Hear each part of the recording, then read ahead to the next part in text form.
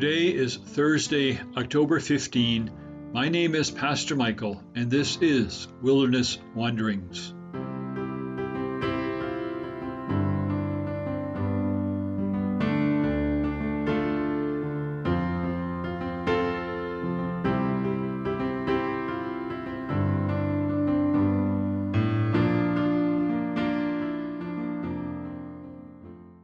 Today, our text comes from Nehemiah 2. And because the gracious hand of God was on me, the king granted my requests. Verse 8. There is much to like and learn in the opening story of Nehemiah 2. We should pay attention to the things it says about God. Perhaps most obviously, it demonstrates God's power, that he is the king over all kings. King Artaxerxes was the most powerful king of the day in the ancient Near East. But we see that God stands above him. The decisions he makes fulfill God's plans and purposes. We like to sing about this. Who has held the oceans in his hand? Who has numbered every grain of sand? Kings and nations tremble at his voice. That's from Behold Our God. Or this one, Gentiles and Jews his laws obey, all lands and nations offerings bring, and unconstrained their homage pay to their exalted God and King. That's from the hymn Shout for the Blessed Jesus Reigns.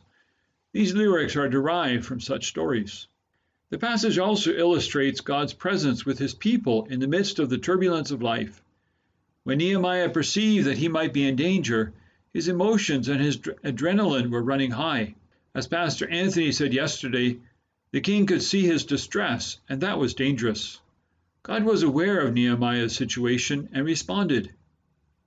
Here we have a close-up visual of what Jesus meant when he said, I am with you to the very end of the age.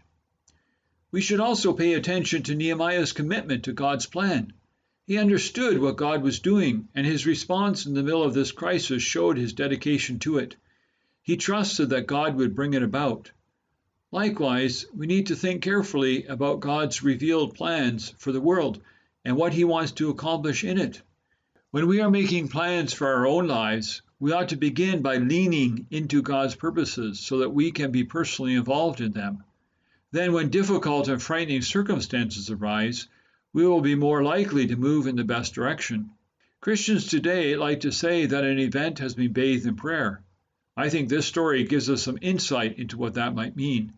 Nehemiah has spent about 4 months praying, but now that he is in front of the king, he still prays. It was probably a very quick prayer, something like, God, don't let me screw this up. But notice that it was effective. Matthew records Jesus as saying, I am sending you out like sheep among wolves. Therefore be as shrewd as snakes and as innocent as doves. That's from chapter 10, verse 16. It seems to me that Nehemiah offers us an example of what this might look like.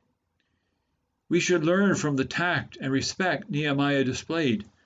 Pursuing God's purposes often involves dealing with unbelievers. Christians should always be honest and sincere, not pushy, critical, or whining. But honesty does not always mean we need to say everything. Nehemiah was completely honest with Artaxerxes, but did not mention that the city's name was Jerusalem. Further, he probably did not explain that God planned eventually to have a son of David rule the whole world from there.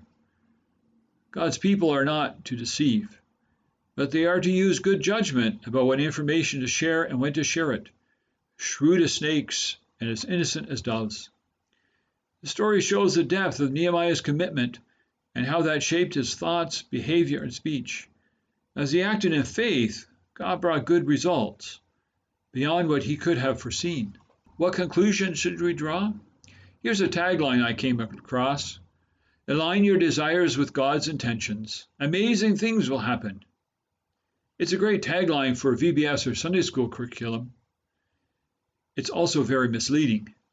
It doesn't say, but it certainly strongly suggests that if only we can align our desires with God's, everything will turn out great. This is the kind of theology that dominates Christian publishing. Was Stephen not aligned with God's will in Acts 7, which ends with him dead by stoning?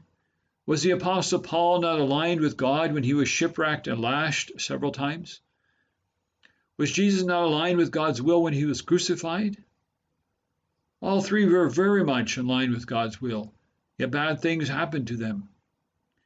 We shouldn't make big claims about God based on one passage.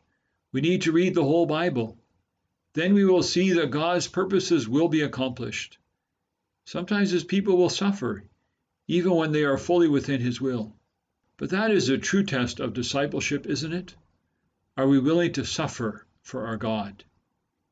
As you journey on, go with the blessing of God. May the peace of the Lord Christ go with you, wherever He may send you. May He guide you through the wilderness, protect you through the storm. May your day end with rejoicing at the wonders He has shown you. May you rest in His provision as He brings night, and then new dawn.